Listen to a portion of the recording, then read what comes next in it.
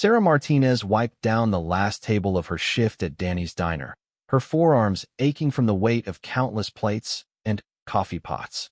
The fluorescent lights buzzed overhead, casting harsh shadows across the worn linoleum floor. It was nearly midnight, and the usual crowd of late-night truckers and insomniacs had finally thinned out, leaving only the smell of grease and the distant hum of the highway. She rolled up her sleeves, revealing the intricate tattoo that wrapped around her left forearm.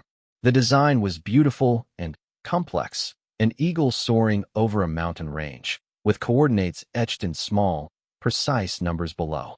Most people who saw it assumed it was just decorative art, maybe something she got on a whim during a rebellious phase. They had no idea what those coordinates actually meant. "Sarah, you can head out," called Danny from behind the counter. The 60-year-old owner had been running this place for 30 years, and he'd seen all kinds of people come and go. Sarah had been working for him for 8 months now, ever since she moved to this small town in Nevada. She was reliable, hardworking, and kept to herself. Exactly the kind of employee he appreciated. "Thanks, Danny. See you tomorrow." Sarah grabbed her jacket and headed for the door, stepping out into the cool desert night. The parking lot was nearly empty except for her beat-up Honda Civic and a couple of semis parked in the back. She walked slowly to her car, savoring these quiet moments before heading back to her small apartment. As she drove through the empty streets, Sarah's mind wandered back to a different time, a different life. 3 years ago, she had been Staff Sergeant Sarah Martinez, serving with the 75th Ranger Regiment in Afghanistan. The coordinates on her tattoo marked the location where her unit had made their final stand against overwhelming odds, where she had earned a Silver Star for valor under fire, where she had watched her best friend die in her arms. The transition back to civilian life had been harder than any mission she'd ever undertaken. The nightmares, the constant hypervigilance, the feeling that nothing in the ordinary world mattered compared to what she'd experienced overseas, it had all been too much. She'd tried living in big cities, tried going back to school, tried a dozen different jobs. Nothing felt right. Eventually, she'd found herself in this small desert town, working at a diner, trying to blend into the background and find some kind of peace. The apartment complex where Sarah lived was the kind of place where people minded their own business. Most of the residents were either elderly folks on fixed incomes or young families struggling to make ends meet. Sarah preferred it that way. She climbed the stairs to her second-floor unit, keys jangling softly in the stillness. Her apartment was sparse, but clean. A small couch, a television she rarely watched, a kitchen table for one. The walls were mostly bare except for a single framed photograph. Her unit in Afghanistan, all of them young and confident, believing they were invincible. Sarah looked at it for a moment before turning away, as she did every night. She showered and changed into old sweatpants and a t-shirt, then sat on her couch with a cup of tea, staring out the window at the quiet street below. This had become her routine. Work, come home, sit with her thoughts until exhaustion finally overtook the memories and allowed her to sleep. The next morning brought the usual rush of breakfast customers to Danny's Diner. Sarah moved efficiently between tables, taking orders and refilling coffee cups, her movements automatic and practiced. She'd learned to navigate the morning crowd without really engaging with anyone. Polite but distant, professional but not personal. Around 10 o'clock, a group of women came in that Sarah had seen before. They were part of what she privately called the Coffee Club, a group of local wives who met regularly to gossip and complain about their lives. They always sat in the corner booth and always left a mess. "Sarah, honey," called out Linda, the apparent leader of the group. She was in her 40s with perfectly styled blonde hair and too much makeup. "Could we get some more coffee over here?" Sarah walked over with the coffee pot, refilling their cups without comment. As she turned to leave, Linda's voice stopped her. "Oh my goodness, Sarah, I just noticed your tattoo. That's quite elaborate." There was something in her tone that made Sarah's shoulders tense. "Did you get that when you were going through your rebellious phase?" The other women giggled, and Sarah felt their eyes on her arm. She'd dealt with comments about her tattoo before, but something about Linda's condescending tone struck a nerve. "It's not from a rebellious phase," Sarah said quietly, still facing away from the table. "Oh, well then, what's it supposed to mean?" asked another woman, Janet, who worked at the local bank. All those numbers and that eagle thing? It looks kind of aggressive. Sarah turned slowly to face them, her expression carefully neutral. It's personal. Personal how? Linda pressed, her voice getting louder. I mean, if you're going to put something that big on your arm for everyone to see, you must want people to ask about it, right? The diner had gone quiet, other customers turning to watch the exchange.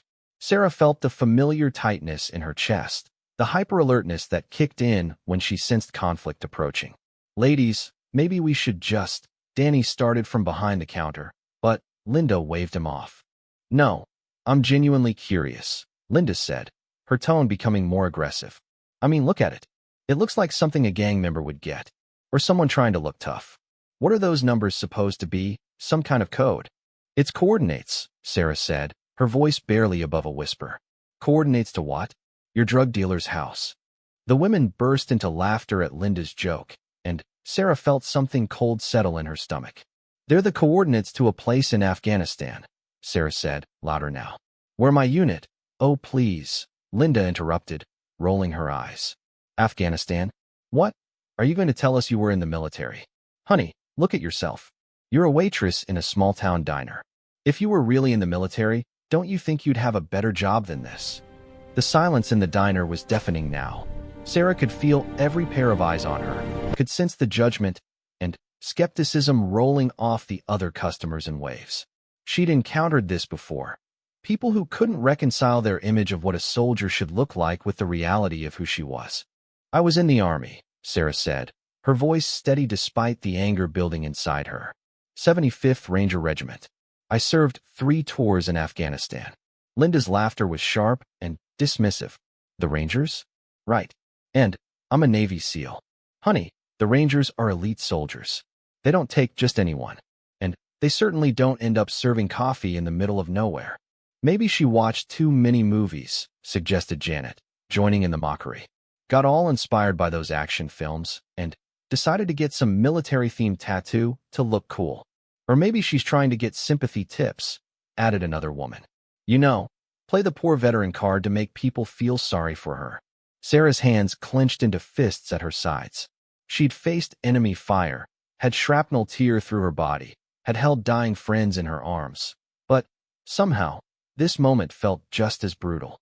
The casual dismissal of everything she'd sacrificed, everything she'd lost, cut deeper than any physical wound.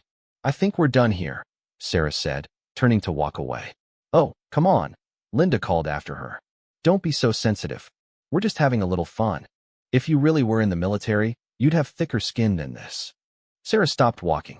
The diner was completely silent except for the hum of the refrigerator and the distant sound of traffic on the highway. She turned back to face the women, and something in her expression made Linda's smug smile falter slightly. You want to know what those coordinates are? Sarah asked, her voice deadly quiet. They mark the spot where my fire team held off 200 Taliban fighters for 6 hours while waiting for extraction. Where my best friend, Corporal Jessica Chun, bled out in my arms because the medevac couldn't get through the enemy fire. Where I earned a Silver Star for keeping my team alive when everything went to hell. The color had drained from Linda's face, but she wasn't done yet. Anyone can look up military stories online, she said, though her voice lacked its earlier confidence. That doesn't prove anything. If you really did all that, where's your proof? Where are your medals? Your uniform? I don't owe you proof of anything, Sarah said. See? Linda turned to her friends, trying to regain her momentum. She can't prove it because it's not true. I bet if we looked her up, we'd find out she's just another wannabe trying to steal valor from real soldiers. My DD 214 is public record, Sarah said. My Silver Star citation is too. But you're not interested in the truth. You're just interested in tearing someone down to make yourself feel better about your own life. How dare you? Linda stood up, her face flushed with anger.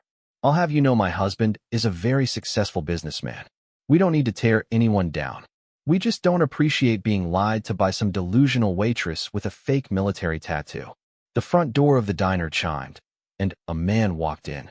He was tall, maybe 6'2", with graying hair cut in a precise military style. He wore jeans and a simple button-down shirt. But Something about the way he carried himself suggested this was a man used to command. He paused just inside the door, taking in the tense scene before him. "Is there a problem here?" he asked, his voice carrying an unmistakable tone of authority. "Nothing that concerns you," Linda snapped, not bothering to look at the newcomer. "Just dealing with someone who thinks lying about military service is acceptable." The man's eyes moved to Sarah, taking in her defensive posture, the tattoo on her arm, the pain barely concealed behind her professional mask. Then, he looked at Linda and her friends, their faces flushed with indignation and self-righteousness. "Ma'am," he said to Linda, "what makes you think she's lying? Look at her." Linda gestured dismissively. "She claims she was in the Rangers, of all things. The elite Rangers. But she's working as a waitress in a truck stop diner. If she really was this big hero she claims to be, why would she be here?" The man nodded slowly, his expression thoughtful. "I see. And you're an expert on military service?" "I don't need to be an expert to recognize stolen valor when I see it," Linda replied. "Real soldiers don't end up in dead-end jobs like this. They get help from the VA. They use their training to get good jobs. They don't make up stories about being in elite units." "Interesting theory," the man said. He walked over to the counter where Danny stood watching nervously. "Could I get a cup of coffee, please?" Danny quickly poured the coffee, grateful for any distraction from the confrontation playing out in his restaurant. The man took a sip, then turned back to face the room. "You know," he said conversationally, "I've been in the military for 28 years. Started as an enlisted man, worked my way up through the ranks. I've commanded units all over the world, worked with all branches of service. And, in my experience, some of the best soldiers I've ever known have struggled with civilian life after their service." "That's all very interesting," Linda said impatiently. "But it doesn't change the fact that this woman is clearly lying about her service record." The man set down his coffee cup and looked directly at Sarah. "Staff Sergeant Martinez," he said quietly. Sarah's head snapped up, her eyes meeting his for the first time. There was something familiar about him, something that tugged at a memory she couldn't quite place. "I remember reading about Operation Mountain Thunder," he continued. "Forward Operating Base Chapman. October 15th, 2019. A reinforced Taliban company launched a coordinated attack on a supply convoy. The convoy's security detail was overrun, but a 4-person Ranger fire team happened to be in the area."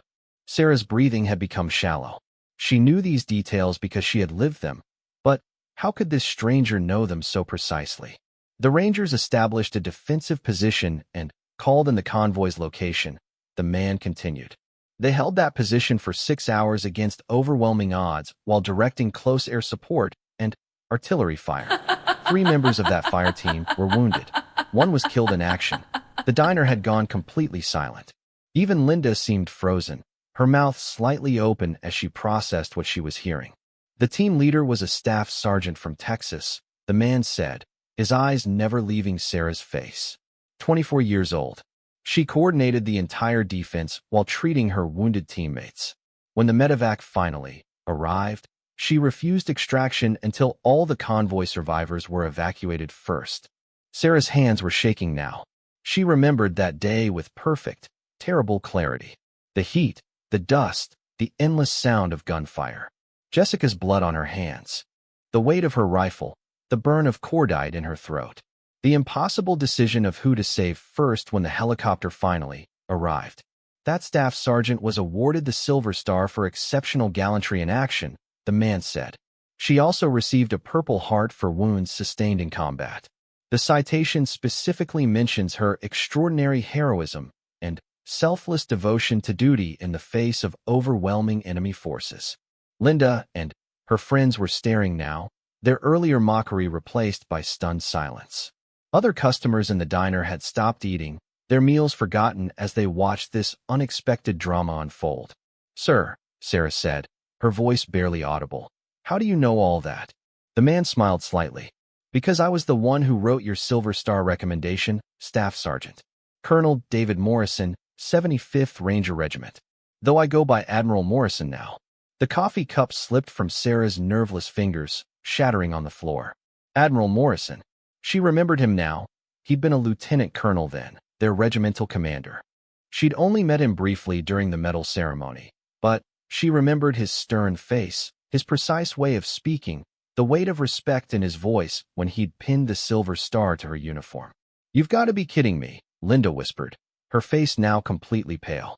Admiral Morrison turned to look at her, and when he spoke, his voice carried the unmistakable tone of command.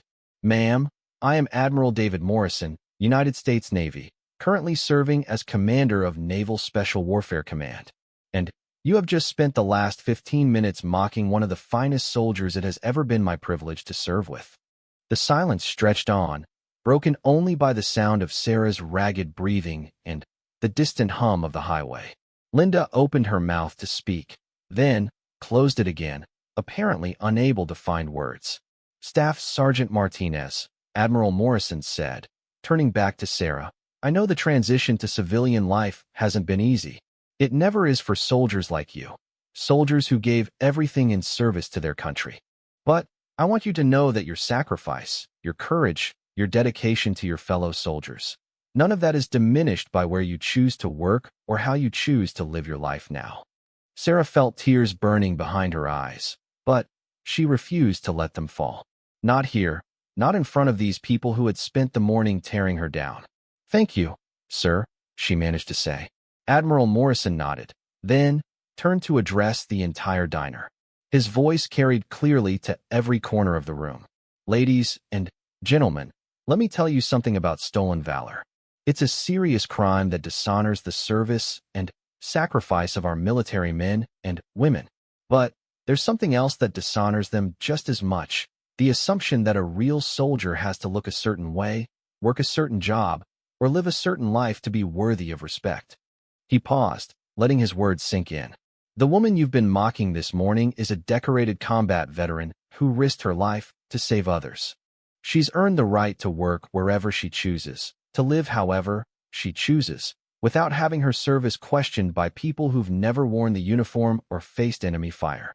Linda finally found her voice, though it came out as barely a whisper. We didn't know." "No," Admiral Morrison agreed. "You didn't know, but that didn't stop you from passing judgment. That didn't stop you from attacking someone based on nothing more than your own prejudices and assumptions." He walked over to the table where Linda and her friends sat, and as he approached, something about his bearing, his presence, made them all unconsciously sit up straighter. "Ma'am," he said to Linda, "I've been in command positions for most of my adult life. I've learned to recognize different types of people, those who build others up and those who tear others down, those who serve something greater than themselves, and those who serve only their own ego." Linda's face was now bright red, but whether from shame or anger, it was impossible to tell. Staff Sergeant Martinez chose to serve her country in one of the most dangerous roles our military has to offer, Admiral Morrison continued. "She chose to put herself in harm's way to protect people like you, people she'd never met and would never know. And when the worst happened, when her team came under attack, she chose to stay and fight instead of running to safety." He straightened up, his full height impressive in the small diner. "So I'll ask you this, ma'am. What have you chosen? What have you sacrificed? What have you built with your life that gives you the right to judge hers?" The question hung in the air like a challenge. Linda opened her mouth several times, but no words came out. Finally, she grabbed her purse and stood up, her movements jerky and uncoordinated. "We should go," she muttered to her friends. "Yes," Admiral Morrison agreed. "I think that would be best." The women hurried out of the diner, leaving their half-eaten breakfast and unpaid check behind. The other customers watched them go in silence, then slowly turned their attention back to their meals, though the atmosphere in the room had changed completely. Danny walked over to the broken coffee cup and began cleaning up the mess, his movements careful and deliberate. "On the house," he said quietly to Admiral Morrison. "Coffee's on the house." "Thank you," the Admiral replied, then turned back to Sarah, who was still standing frozen near the counter. "Staff Sergeant," he said gently, "would you like to sit down?" Sarah nodded, not trusting her voice. Admiral Morrison gestured to an empty booth, and they both sat down across from each other. The diner had returned to its normal rhythm, but Sarah could feel curious glances from the other customers. "I have to ask," Admiral Morrison said. How did you end up here? Last I heard, you were working with a veterans organization in California. Sarah took a shaky breath. That didn't work out, sir. I tried a lot of things after I got out. College, different jobs, therapy. Nothing seemed to fit. I ended up here about 8 months ago. It's quiet. People mostly leave me alone. Until today. Until today, Sarah agreed. Sir, can I ask what you're doing in a place like this? This isn't exactly on the way to anywhere important. Admiral Morrison smiled. I'm on leave, driving cross-country to visit my daughter in California. She's having my first grandchild next month. This place came recommended by a friend. Said they make the best apple pie in Nevada. Despite everything, Sarah found herself almost smiling. They do, actually. Danny's grandmother's recipe. Well then, I'll have to try a piece before I leave. Admiral Morrison studied her face carefully. Sarah, if I may call you that, I want you to know that what happened here today doesn't reflect on you at all. Some people feel better about themselves by making others feel small. It says nothing about your worth as a person or as a soldier. Sometimes I wonder if they're right, though, Sarah said quietly. If I was really as good as you say I was, why can't I make it work out here? Why does everything feel so hard? Admiral Morrison was quiet for a long moment, considering his words carefully. Because war changes you, he said finally. It has to, or you wouldn't survive it. The qualities that make you an exceptional soldier, the hypervigilance, the ability to make life and death decisions in seconds, the willingness to sacrifice everything for your team. Those same qualities can make civilian life feel impossible. He leaned forward slightly, his expression earnest. The hours following Admiral Morrison's unexpected appearance at Danny's diner passed in a blur for Sarah Martinez. After he left, promising to stop by again if his travels brought him through town, the atmosphere in the diner remained subdued. Other customers spoke in hushed tones, casting occasional glances in her direction. But these looks were different now. Instead of dismissive curiosity, she saw something that looked like respect, even awe. Danny had insisted she take the rest of the day off, despite her protests that she needed the money. Go home, Sarah, he'd said firmly. Process what just happened. You've been carrying this alone for too long. Now, sitting in her small apartment as the afternoon sun streamed through her single window, Sarah found herself staring at the framed photograph of her unit. For the first time in months, she didn't turn away from it immediately. Instead, she picked it up, running her finger along the glass that covered Jessica Chen's smiling face. Jess would have loved that, she said aloud to the empty room. She always said people underestimated us because we didn't look like their idea of warriors. Jessica had been right about that. Both women had faced skepticism throughout their military careers, Sarah because of her small stature and quiet demeanor, Jessica because of her Asian heritage and the stereotypes that came with it. They'd learned to let their actions speak louder than appearances, but the constant need to prove themselves had been exhausting. Sarah's phone rang, startling her from her memories. The caller ID showed a number she didn't recognize. Hello, Staff Sergeant Martinez? This is Captain Rebecca Walsh, Nevada National Guard. Admiral Morrison gave me your contact information. I hope you don't mind the intrusion. Sarah sat up straighter, the familiar military protocol kicking in automatically. Not at all, ma'am. How can I help you? Actually, I was hoping I could help you, Captain Walsh said. The Admiral told me about what happened today at the diner. He also mentioned you might be interested in getting more involved with the veteran community here in Nevada. I'm not sure what he meant by that, ma'am. Well, we have several programs running through the National Guard that focus on veteran outreach and support. We're always looking for experienced soldiers who can relate to what our returning veterans are going through. Someone with your background and decorations would be invaluable. Sarah felt a familiar flutter of anxiety. Ma'am, I appreciate the offer, but I'm not really the public speaking type. And, honestly, I'm not sure I'm the best example of successful reintegration. Captain Walsh's laugh was warm and understanding. Staff Sergeant, with all due respect, you've been successfully reintegrating for 3 years. You're working, you're independent, you're contributing to your community. That's success, even if it doesn't look like what you expected. I serve coffee and clean tables. And there's honor in that work, Captain Walsh said firmly. But, more importantly, you survived. You came home from a war that broke a lot of good soldiers. And you're still here, still fighting, still moving forward. Do you have any idea how many veterans would benefit from hearing that message? Sarah was quiet for a long moment. What exactly would this involve? We have a program called Battle Buddy Mentorship, Captain Walsh explained. We pair experienced veterans with newer ones who are struggling with the transition. Sometimes it's just having coffee and talking. Sometimes it's helping them navigate VA paperwork or find resources. Sometimes it's just being there when the nightmares get too bad. The mention of nightmares made Sarah's stomach tighten. Ma'am, I still have nightmares myself. I still have days when I can barely get out of bed. How am I supposed to help someone else when I can't even help myself? Because you understand, Captain Walsh said simply. Because when you tell someone I know what you're going through, they'll believe you. Because sometimes the most powerful thing a struggling veteran can hear is, you're not alone, and you're not broken.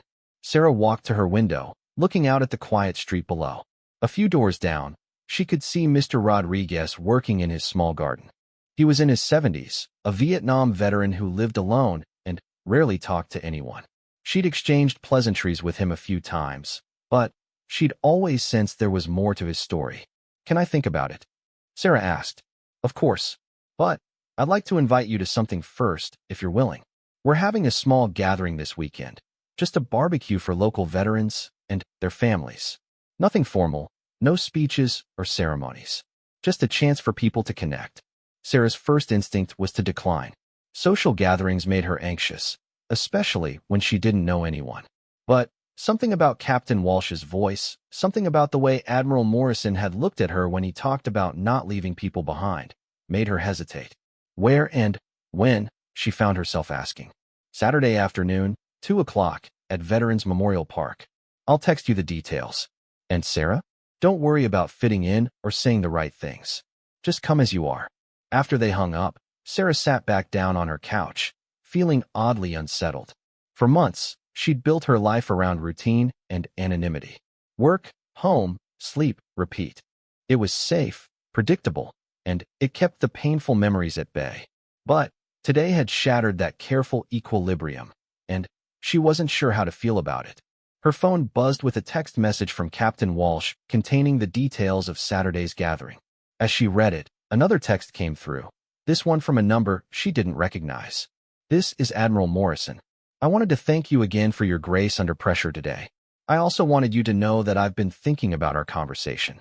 You said you wonder if you're making it work out here. I want you to consider that maybe making it work looks different than you expected. You're alive, you're independent, and today you handled a difficult situation with dignity and strength. That's not failure, Staff Sergeant. That's victory. Sarah read the message 3 times before setting her phone aside. She walked to her bathroom mirror and looked at herself for a long moment.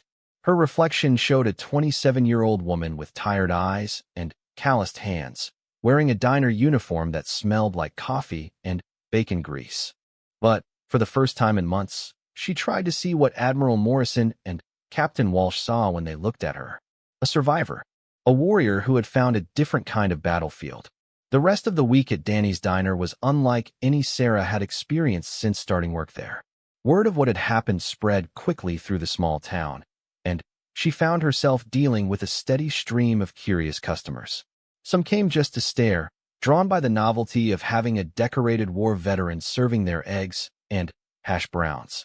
But others came with genuine respect, thanking her for her service or sharing stories of their own family members who had served. On Thursday, an elderly man named Frank approached her table with tears in his eyes. My grandson just got back from his second deployment in Iraq, he said quietly. He's having a hard time. Doesn't want to talk to anyone, barely leaves his room. Would you maybe be willing to talk to him sometime? Sarah felt the familiar anxiety spike, but she also felt something else, a sense of purpose she hadn't experienced in years. I'm not a counselor or anything, she said. I'm still figuring things out myself. Maybe that's exactly what he needs to hear, Frank replied. By Friday, Sarah had received similar requests from 3 other families. Danny, who had been watching the week's events with growing amazement, pulled her aside during a slow period. Sarah, I've been thinking, he said, wiping down the counter with unnecessary vigor. This place has been getting more attention this week than it has in years. Good attention. And I keep thinking about what that admiral said about you being one of the finest soldiers he'd ever served with. Sarah shifted uncomfortably. Danny, I don't want special treatment or anything like that. I just want to do my job. That's exactly what I mean, Danny said. You've been doing your job, day after day, no complaints, no drama. But you've also been hiding. And after what I saw this week, the way you handled those women, the way you carry yourself, the respect in that admiral's voice, I think you're meant for more than just slinging coffee. This job is honest work, Sarah said, a defensive edge creeping into her voice. It is, Danny agreed. And there's no shame in it. But there's also no shame in using your other skills, your experience, to help people. I've been thinking about expanding, maybe adding a veteran support group that meets here once a week. Nothing fancy, just a place for local vets to gather, have some coffee, talk if they want to. I'd pay you to facilitate it. Sarah stared at him in surprise. Danny, you don't even know if there's enough interest for something like that. Are you kidding me?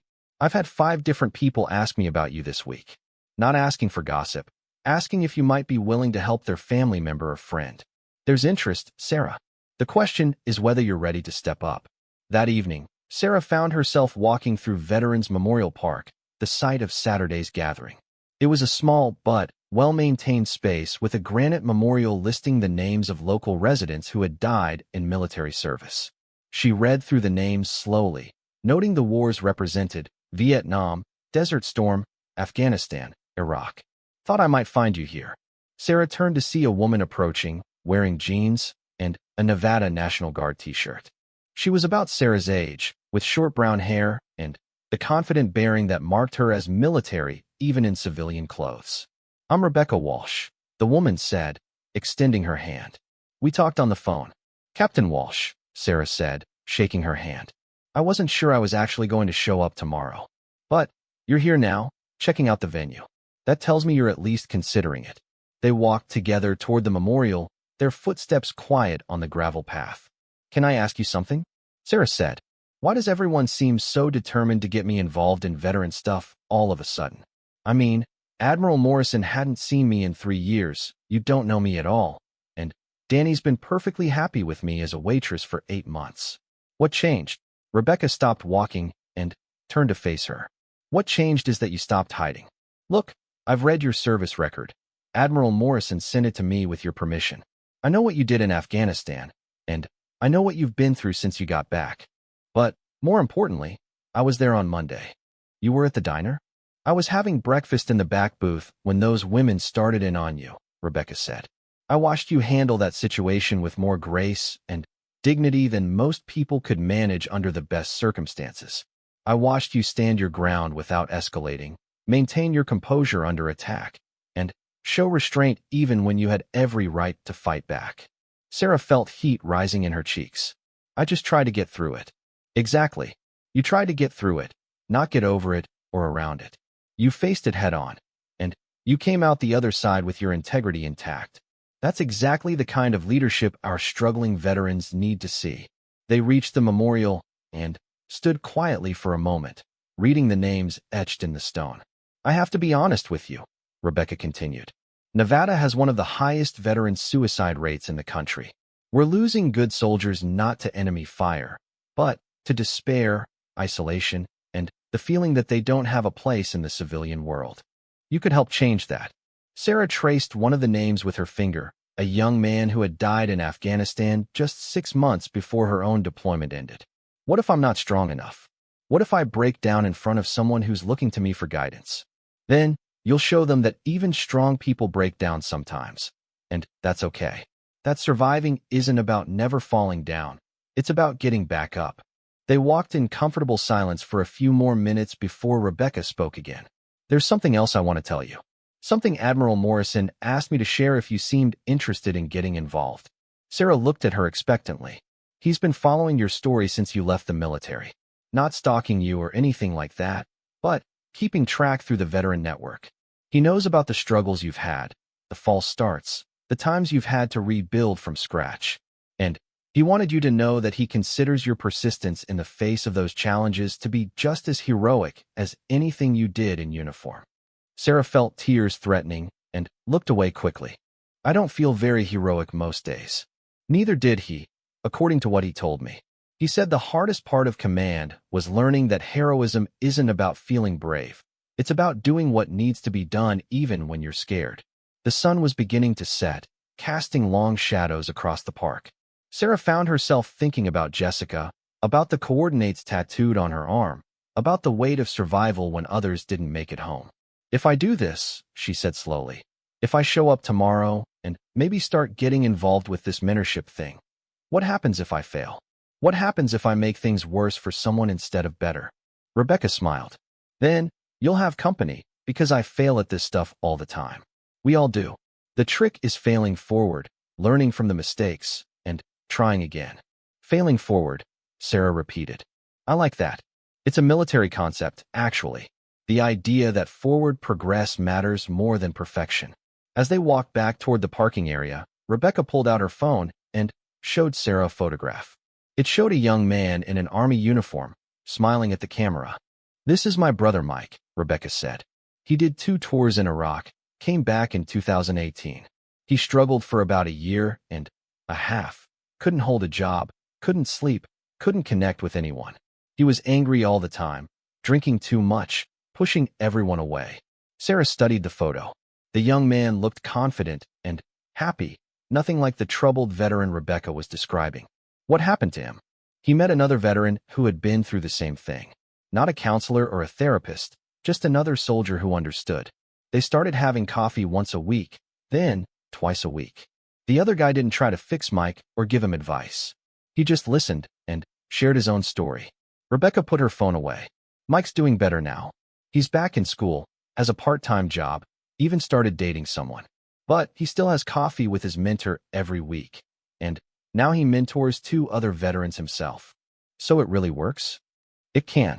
It's not magic, and it's not a cure-all. But sometimes the most powerful thing you can offer someone is proof that survival is possible. They reached their cars, and Rebecca handed Sarah a business card with her contact information. Think about it, she said. And remember, showing up tomorrow doesn't commit you to anything except eating some decent barbecue and meeting some good people. As Sarah drove home, she found herself thinking about Mike, about the other veterans who might be struggling in isolation, about the possibility that her own painful journey might actually mean something if it could help someone else navigate theirs. For the first time since leaving the military, she felt something stirring that she had almost forgotten existed, a sense of mission. That night, instead of sitting on her couch staring out the window, Sarah pulled out a notebook and began writing. She wrote about Jessica, about Afghanistan, about the long, difficult months of transition. She wrote about the nightmares and the hypervigilance and the crushing weight of survivors' guilt. But she also wrote about the small victories, the days when getting out of bed felt like a triumph, the moments when she remembered how to laugh, the gradual realization that healing didn't mean forgetting. By the time she finished writing, it was nearly 3 a.m, but for the first time in months, she felt ready to face whatever came next. Saturday afternoon found Sarah standing at the edge of Veterans Memorial Park, watching a small but lively gathering of people around several picnic tables. She recognized Rebecca immediately, along with a few other faces from the diner. The rest were strangers, but there was something unmistakably familiar about the way they carried themselves, the way they scanned their surroundings, the easy camaraderie that developed between people who had shared similar experiences. She was still debating whether to approach the group when she heard a voice behind her. You planning to stand there all day? Or are you going to come meet some decent people? Sarah turned to see an older man approaching, maybe in his 60s, wearing a baseball cap with Vietnam veteran embroidered across the front. She recognized him immediately. It was Mr. Rodriguez, her neighbor from down the street. Mr. Rodriguez? I didn't know you were going to be here. Call me Carlos, he said with a grin. And I didn't know you were military until all that business at the diner this week. Should have figured it out, though. You've got the look. The look. The way you watch the doors, check your exits, keep your back to the wall when you're sitting somewhere. Old habits. Carlos gestured toward the gathering. Come on, let's go get some food before these youngsters eat it all. As they walked toward the group, Sarah felt the familiar anxiety spike, but Carlos's easy presence beside her helped steady her nerves. Carlos, Rebecca called out as they approached. I was hoping you'd make it.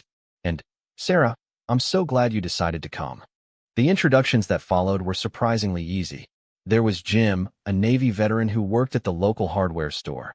Maria, an Air Force veteran who taught at the elementary school. David, a Marine who had started his own landscaping business after getting out. And several others, representing different branches of service and different eras of military history. What struck Sarah most was how normal they all seemed. These weren't the broken, struggling veterans that the media often portrayed. They were teachers and business owners and mechanics and parents, people who had taken their military experience and found ways to build meaningful civilian lives. "So you're the famous waitress," said Jim with a friendly grin. "Rebecca told us about your encounter with Admiral Morrison. That must have been something." "It was unexpected," Sarah said carefully. "I bet those women nearly had heart attacks," added Maria. "I would have paid good money to see their faces when an admiral stood up for you." The conversation flowed naturally from there, moving from military stories to current events to family updates. Sarah found herself relaxing despite her earlier anxiety, even contributing a few comments and questions of her own. After they had eaten, Rebecca gathered the group around one of the picnic tables. "I wanted to talk to you all about something," she said. "We've been discussing the need for more veteran support services in this area, and I think we have an opportunity to make a real difference." She outlined her vision for expanded mentorship programs, support groups, and community outreach efforts. "The key is that it needs to be veteran-led and veteran-run. We understand the challenges better than anyone, and we're more likely to reach the people who need help but won't ask for it." "What kind of time commitment are we talking about?" asked David. "That would depend on what role you want to take," Rebecca replied. "We need people who can mentor one-on-one, people who can facilitate group discussions, people who can help with outreach and coordination. Some of those roles might require a few hours a month, others might be more intensive." Sarah listened as the group discussed logistics and possibilities. She was struck by their enthusiasm, their willingness to volunteer time and energy to help fellow veterans. But she was also aware of her own reservations. "Can I ask something?" she said during a lull in the conversation.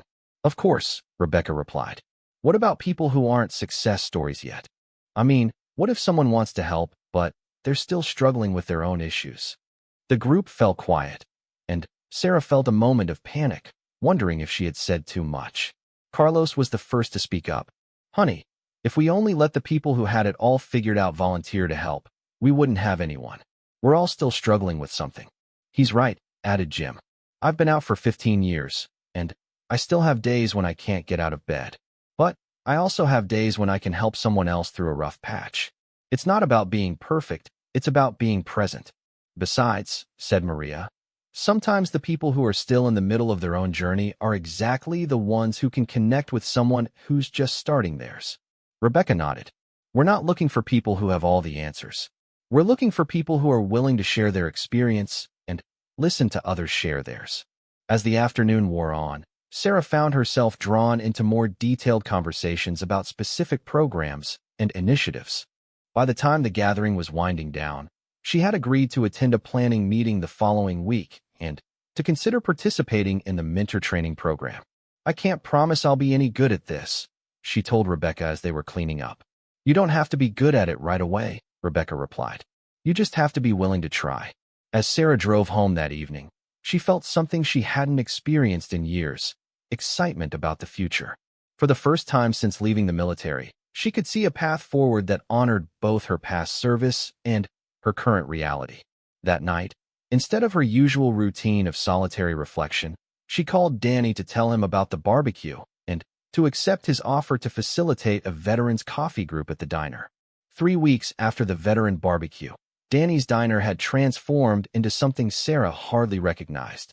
What had once been a quiet truck stop restaurant frequented by long-haul drivers and late-night insomniacs now bustled with activity every Thursday evening as local veterans gathered for what had become known simply as coffee and connection.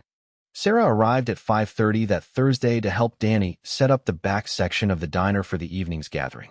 They had started with just 6 people the first week, but word had spread quickly through the tight-knit veteran community, and tonight they were expecting nearly 20 participants.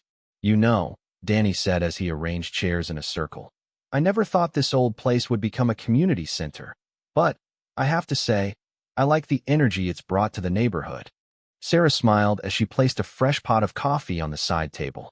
I have to admit, I was terrified that first night. I kept thinking, what if nobody shows up? What if I don't know what to say? What if I make things worse for someone? And now I know that most of the time, people don't need me to have answers.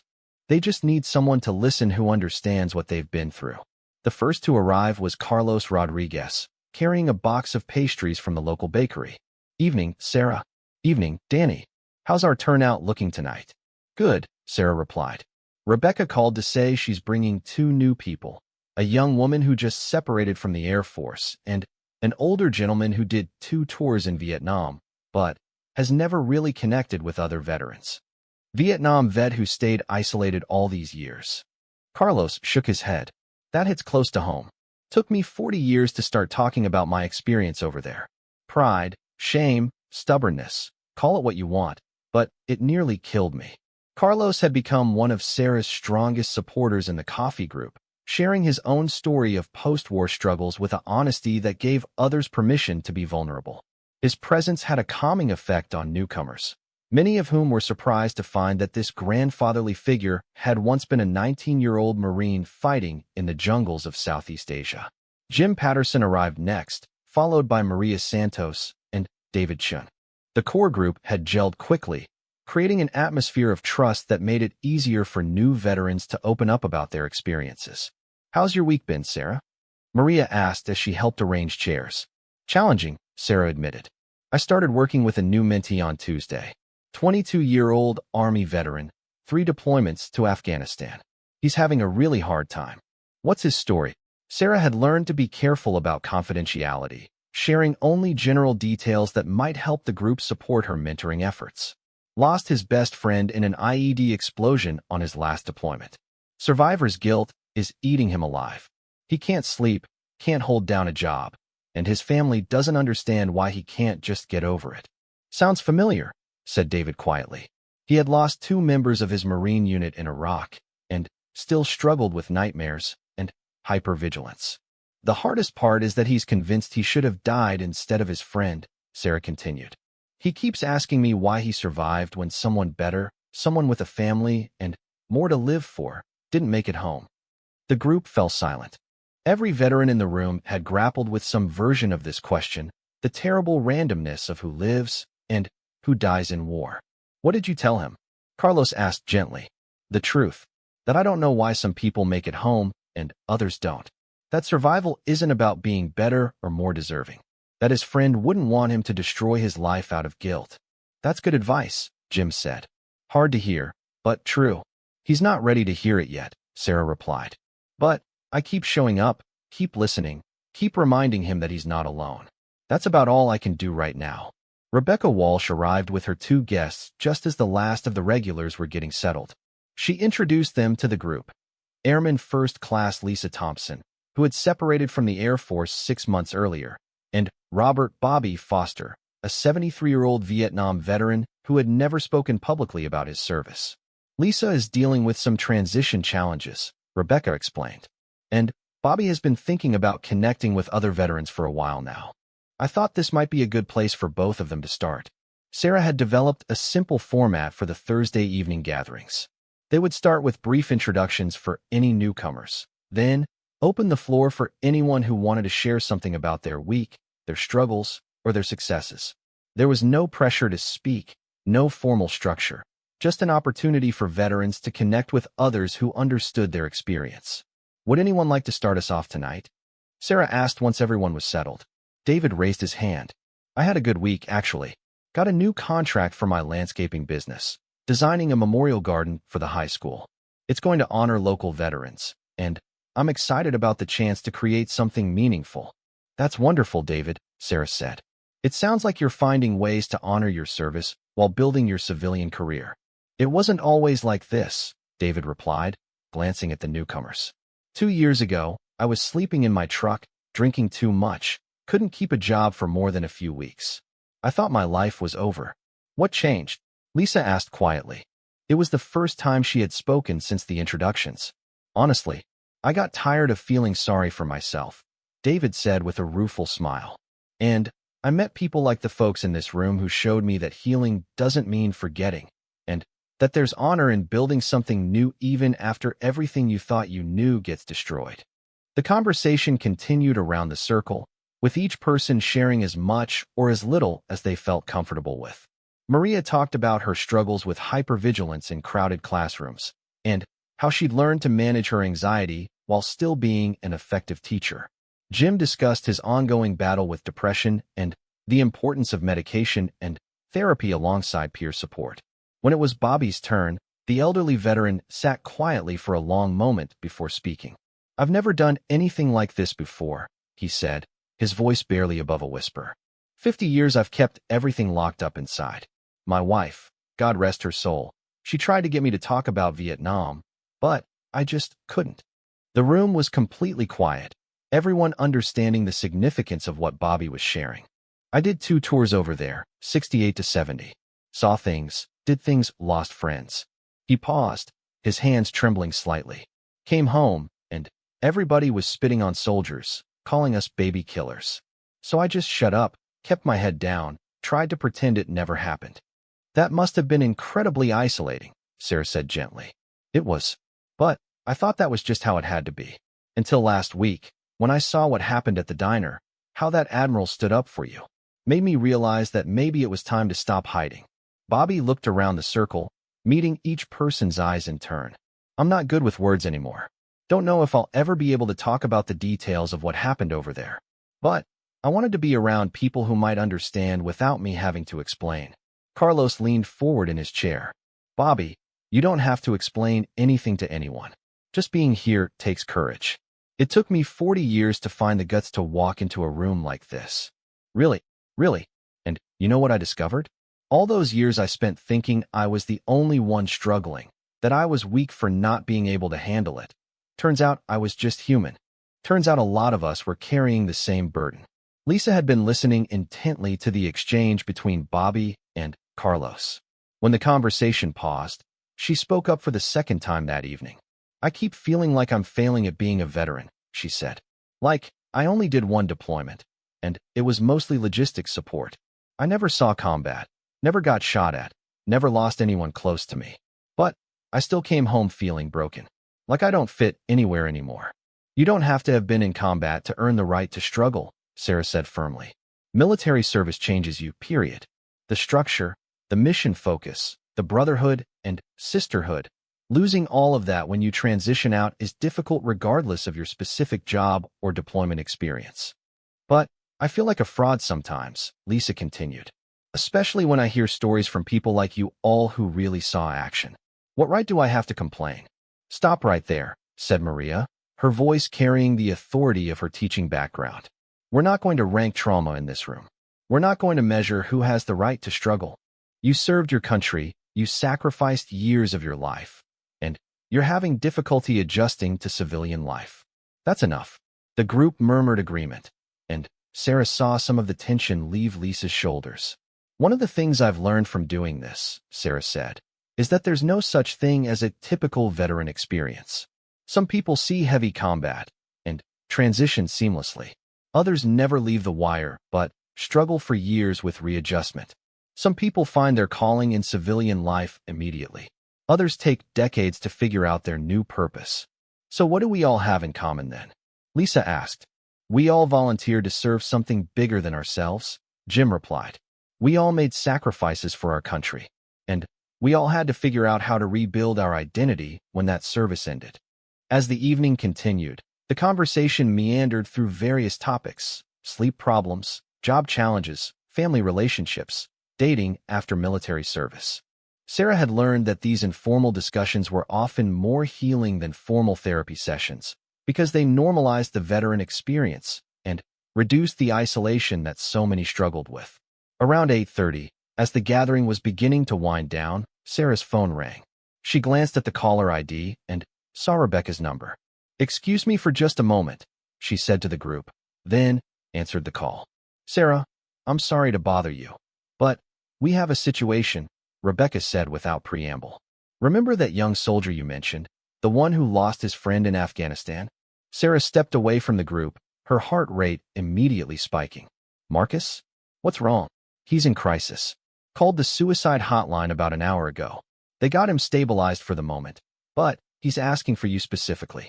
Says you're the only person who understands. Where is he? Community hospital, emergency department. I know you're with your group right now, but I'm on my way, Sarah said immediately. Can you let them know I'll be there in 15 minutes? She hung up and turned back to the group, where everyone was watching her with concern. I have to go, she said. One of my mints is in crisis at the hospital. Can you all handle closing up here? Of course, Danny said immediately. Go do what you need to do. Is there anything we can do to help? Carlos asked. Sarah was already grabbing her jacket and keys. Just say a prayer or send good thoughts or whatever you believe in. For Marcus, he's 22 and he's in a lot of pain. As she hurried out of the diner, Sarah felt the familiar surge of adrenaline that came with crisis situations. But underneath the urgency, she also felt something else, a sense of purpose, a certainty that this was exactly where she was supposed to be. The drive to the hospital seemed to take forever, though it was actually only 12 minutes. Sarah parked quickly and hurried to the emergency department, where Rebecca was waiting in the lobby. How is he? Sarah asked immediately. Physically, he's fine. Emotionally, he's in a very dark place. He took a bunch of pills, not enough to do real damage, but enough to scare himself. That's when he called the crisis line. They walked together toward the treatment area. What triggered this? He seemed like he was doing a little better when I saw him on Tuesday. Apparently, he got a letter from his friend's mother today. She sent him some of his buddy's personal effects, photos, letters, that kind of thing. One of the photos showed Marcus and his friend together, and according to what he told the crisis counselor, it just broke something inside him. Sarah felt her own chest tighten with recognition. She knew exactly the kind of photo Rebecca was describing, the kind that could transport you back to a specific moment, a specific person, a specific loss with devastating clarity. Has his family been contacted? They're driving down from Reno. Should be here in a couple of hours. But, right now, he's refusing to talk to anyone except you. They reached the treatment area, where a nurse directed them to a small consultation room. Through the window, Sarah could see Marcus sitting on a hospital bed, still wearing the clothes he'd been in when the paramedics brought him in. He looked younger than his 22 years, and utterly defeated. Marcus, Sarah said softly as she entered the room. He looked up, and she was struck by the depth of pain in his eyes. Sarah, I'm sorry. I didn't know who else to call. Don't apologize, she said, pulling up a chair next to the bed. I'm glad you called. I'm glad you reached out for help when you needed it. I tried to kill myself tonight, Marcus said bluntly. Took a bottle of pills, and just sat there waiting to die? How is that reaching out for help? Sarah considered her words carefully. Because you called the crisis line. Because somewhere inside you, even in your darkest moment, you decided you wanted to live. That's the part that matters. Marcus was quiet for a long moment. I got her letter today. Tommy's mom. She sent me his stuff, photos from basic training, letters he wrote home, even his favorite book. And there was this picture of him and me right before our last patrol. That must have been incredibly difficult to see. We looked so happy, Marcus continued. So sure we were going to make it home together. I keep thinking about how excited he was to get back, to propose to his girlfriend, to start college. He had all these plans, all these dreams. And I'm the one who came home instead. Sarah leaned forward slightly. Marcus, can I tell you something about survivor's guilt? He nodded. It's not actually about the person who died. I know that sounds harsh, but hear me out. When we feel guilty about surviving when someone else didn't, what we're really struggling with is the randomness of it all. The fact that there's no cosmic justice, no grand plan that determines who lives and who dies. Marcus frowned. I don't understand. Tommy didn't die so that you could live. You didn't live because you deserved it more than he did. You both got caught in the random brutality of war, and the universe rolled the dice. Tommy lost. You won. That's not justice or injustice. It's just chance. But why can't I accept that? Why does it feel like I should have been the one to die? Sarah was quiet for a moment, thinking about her own journey through similar feelings. Because accepting it means accepting that Tommy's death was meaningless. And that's unbearable. So instead, we create meaning by making ourselves responsible. We tell ourselves we should have died instead, because that gives us some sense of control, some sense that there was a reason. So what's the answer? How do I live with it? You create your own meaning, Sarah said. You live a life that honors Tommy's memory without destroying yourself in the process. You find ways to carry his dreams forward while still pursuing your own. Marcus looked at her skeptically. That sounds nice in theory, but I don't know how to do that. Neither did I, Sarah admitted. But I've been learning. And part of what I've learned is that healing isn't a destination, it's a daily choice. Some days you choose to live for Tommy's memory. Some days you choose to live for your family. Some days you choose to live just out of stubbornness. But you keep choosing. They talked for another hour, working through the immediate crisis and developing a plan for the next few days. Marcus agreed to stay in the hospital overnight for observation, to work with the crisis counselor in the morning, and to continue their regular mentoring sessions with increased frequency. As Sarah was preparing to leave, Marcus spoke up one more time. Sarah, at the diner that day, when that admiral stood up for you, were you surprised? Completely. Why? Because someone saw who you really were, even when you couldn't see it yourself. That's what you just did for me tonight. You saw something in me worth saving even when I couldn't. Sarah felt tears threatening and blinked them back. You saved yourself tonight, Marcus. You made the call. You asked for help. All I did was show up. Sometimes showing up is everything, he replied. As Sarah drove home from the hospital, she found herself thinking about the evening's events, the routine gathering at the diner that had become such an important part of her week, the emergency call that had pulled her into crisis mode, the conversation with Marcus that had challenged her to articulate things she was still learning about her own healing journey. 6 months ago, she had been an isolated waitress trying to disappear into the background of a small desert town. Tonight, she was a mentor, a group facilitator, and a lifeline for someone in crisis. The transformation felt both sudden and gradual, like waking up from a long sleep to discover that the world had changed while she wasn't paying attention. When she arrived home, Sarah was surprised to find Carlos sitting on his front porch despite the late hour. Everything okay? He called out as she got out of her car. Yeah, it's okay now, she replied, walking over to the porch. Crisis averted, at least for tonight. Want to talk about it? Sarah considered the offer. A year ago, she would have declined automatically, preferring to process difficult situations in solitude. But she had learned something from watching other veterans connect and support each other. Actually, yes, she said. I think I would.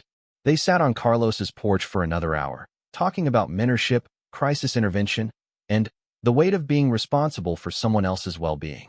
Carlos shared stories from his own experience helping younger veterans, and Sarah found herself gaining perspective on the evening's events. You know what strikes me about tonight?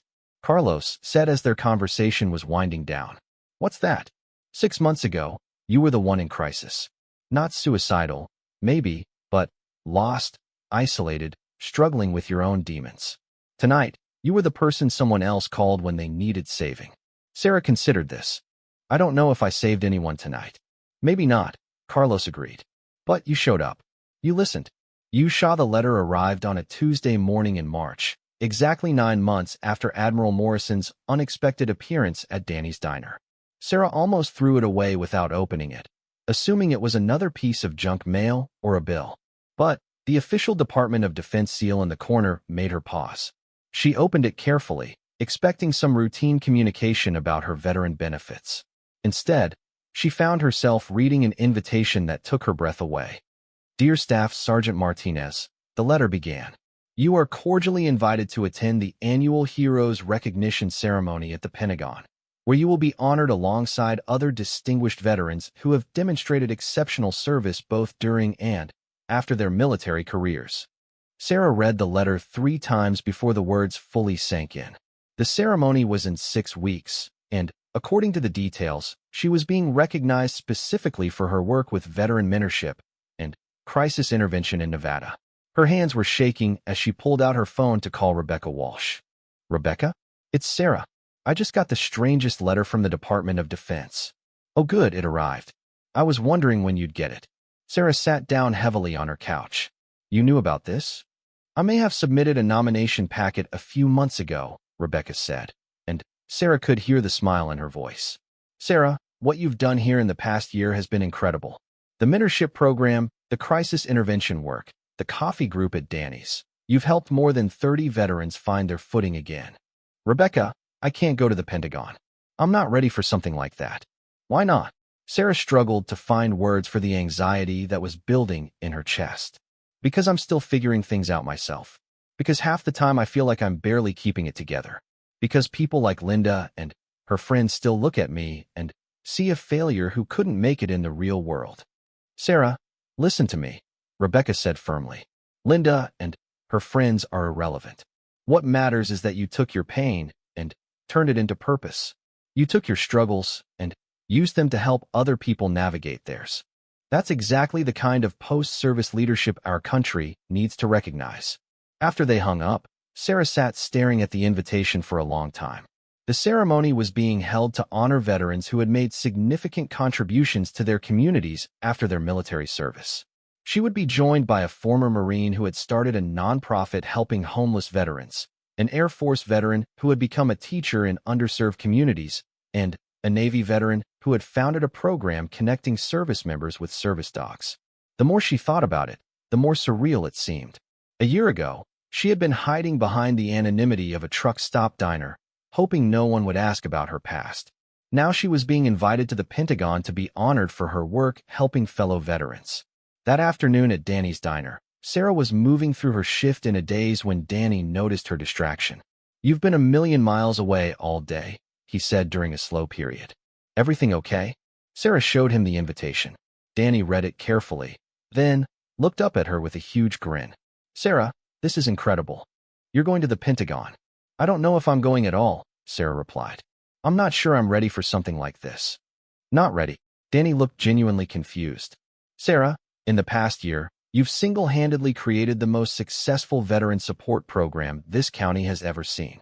You've mentored dozens of struggling veterans, prevented at least 3 suicides that I know of, and turned my little diner into a community hub for people who were suffering in isolation. I had a lot of help." "Stop," Danny interrupted. "Stop minimizing what you've accomplished. You want to know what I see when I look at you now compared to a year ago? I see someone who found her calling. I see someone who took her own pain and turned it into healing for others." As if summoned by their conversation, Marcus walked through the diner's front door. He looked healthier than he had in months, with color back in his cheeks and a confidence in his bearing that reminded Sarah of the young soldier he had been before Afghanistan broke something inside. Ed your own experience to help someone else make sense of theirs. That's what we do for each other. We show up. As Sarah finally headed to her own apartment, she felt a sense of completion that she hadn't experienced in years. The day had been challenging, even painful at times, but it had also been deeply meaningful. For the first time since leaving the military, she felt like she was exactly where she was supposed to be, doing exactly what she was meant to do. That night, before going to bed, Sarah wrote in the journal she had started keeping after the barbecue at Veterans Memorial Park. She wrote about Marcus, about the coffee group, about the gradual realization that her own struggles had prepared her to help others navigate theirs. 6 months ago, she wrote, "I thought surviving was about staying alive. Tonight, I realized it's about finding reasons to live. And sometimes, those reasons find you when you're ready to be found." "I think you're making the right choice," Danny said. "This town needs what you have to offer. I'm not even sure what I have to offer yet." "Then, I guess you'll find out together," Danny replied. After hanging up, Sarah walked to her window and looked out at the quiet street below. Mr. Rodriguez, Carlos, was sitting on his front porch, reading a book in the fading light. When he saw her at the window, he raised his hand in a friendly wave. Sarah waved back, and, for the first time since moving to this small desert town, she felt like she was truly home. "You spent years in an environment where everything mattered, where every decision could mean the difference between life and death. Coming back to a world where people argue about coffee orders and worry about parking spaces. Of course it feels meaningless. Of course it feels impossible." Sarah felt something tight in her chest begin to loosen. "I've never heard anyone put it like that before. Most people can't understand it because they've never lived it," Admiral Morrison said. "They think coming home should be the easy part. They don't realize that sometimes the hardest battle is the one you fight after the war is over." They sat in comfortable silence for a few minutes, each lost in their own thoughts. The diner continued its normal bustle around them. But, for Sarah, This felt like the first real conversation she'd had in months. "Sir," she said finally, "thank you for what you did here today. You didn't have to get involved." Admiral Morrison shook his head. "Yes, I did. We don't leave our people behind, Staff Sergeant. Not on the battlefield, and not at home."